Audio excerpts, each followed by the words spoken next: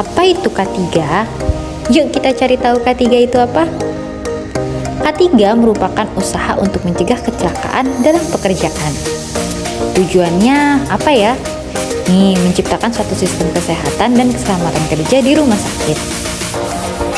Ada banyak tujuannya, salah satunya pelaksanaan kesehatan kerja bagi karyawan, upaya pengamanan pasien. Nah, apabila K3 tidak dicegah, itu beresiko terjadinya kebakaran, pasien terjatuh,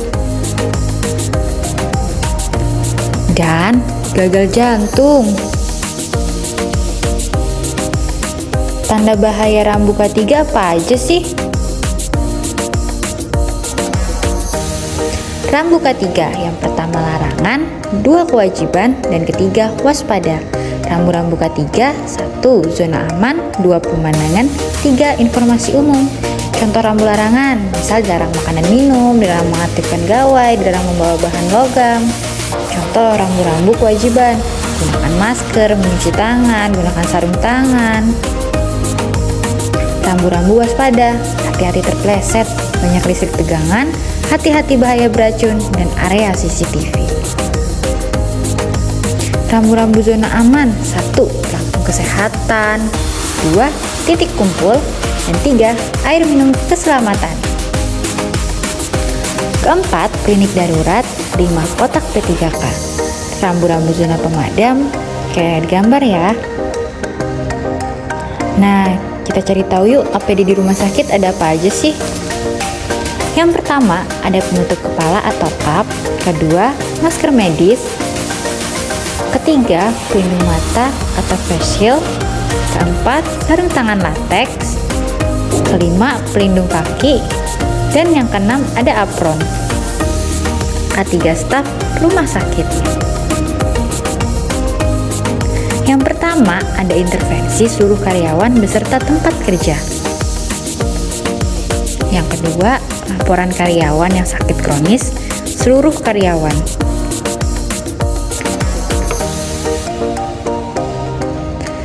Yang ketiga, usulan medical check up untuk karyawan yang sering sakit absensi. Yang keempat, usulan vaksinasi sebagai karyawan terutama yang bekerja di tempat resiko tinggi. Usulan pelatihan K3 di luar dan di dalam rumah sakit.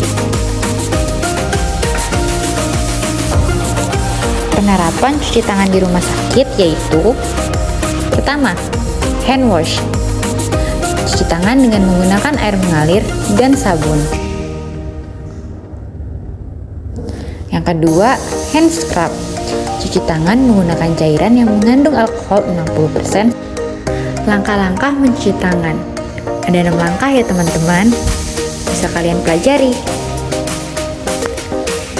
Penanganan pasca pajanan jarum suntik. Apa aja ya? Penularan akibat tertusuk jarum pada penderita hepatitis HBsAg capai 37-62% loh. Tapi, jangan panik. Segera lakukan step berikut ini. Yang pertama, bersihkan luka. Yang kedua, jangan lakukan pemijatan di daerah yang terpancing luka. 3. Buat kronologis.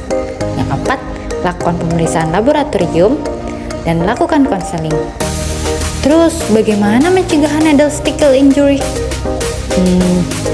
Begini nih caranya. Needle stick injury adalah istilah yang dialami oleh petugas kesehatan yang disebabkan karena tertusuk jarum yang sudah terkontaminasi.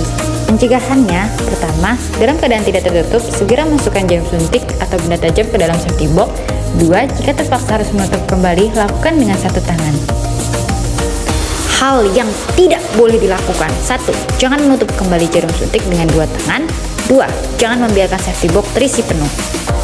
7. Prinsip ergonomis. Ergonomis merupakan ilmu yang mempelajari tentang manusia dan lingkungan.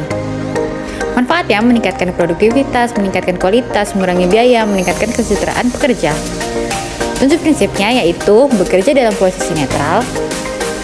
Kedua, kurangi beban tenaga tinggi. Ketiga, bekerjalah dengan zone power.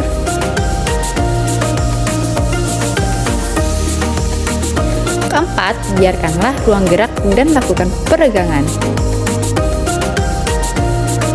Kurangi gerakan berlebihan. Sediakan pencahayaan yang cukup.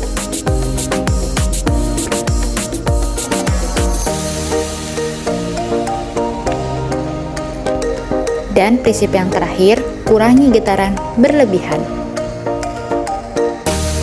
Budaya ketiga dengan hidup bersih dan sehat. Menerapkan peraturan dan prosedur operasi kerja menggunakan APD sesuai pekerjaannya, tidak merokok di tempat kerja, olahraga teratur,